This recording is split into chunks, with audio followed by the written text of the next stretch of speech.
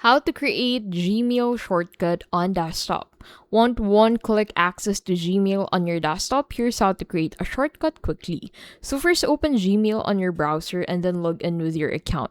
Now in Chrome, click on the three-dot menu at the top right and then go ahead and go to More Tools. So on More Tools, you'll find Create Shortcut. So go ahead and select Create Shortcut from here. Name it Gmail and check Open as window. And that is how you can basically create a Gmail shortcut on your desktop.